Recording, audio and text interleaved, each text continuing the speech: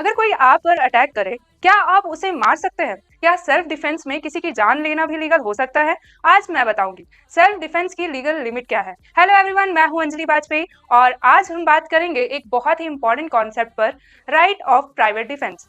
Self defence का concept covered है under भारतीय न्याय संहिता 2023।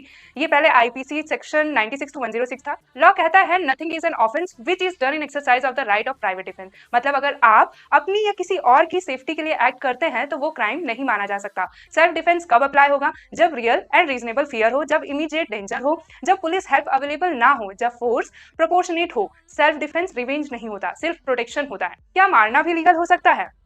हाँ, कुछ एक्सट्रीम सिचुएशंस में। अगर अटैक से डेथ के जेन्युइन फियर हो, रेप अटेम्प्ट हो, किडनैपिंग हो, ग्रीवियस हर्ट का डेंजर हो, तो लॉ अलाउ करता है even causing death in private defence. लेकिन फोर्स एक्सेसिव नहीं होना चाहिए। एग्जाम्पल, कोई थप्पड़ मारे और आप उसको गोली मार दें, ये सेल्फ डिफेंस नहीं होगा। प्रोपोर्शनेट फोर्स होना चाहिए। आप उतनी ही फोर्स यूज कर सकते हैं जितनी नेसेसरी हो डेंजर को स्टॉप करने के लिए। डेंजर खत्म मतलब सेल्फ डिफेंस खत्म। प्रैक्टिकल एग्जांपल से समझाती हूँ।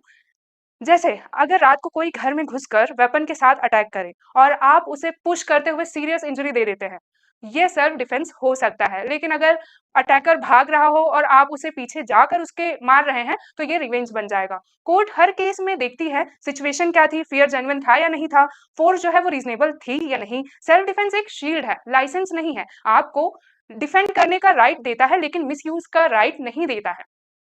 तो ऐसे ही लीगल अपडेट्स के लिए फॉलो करिए मेरा चैनल, शेयर, सब्सक्राइब। धन्यवाद।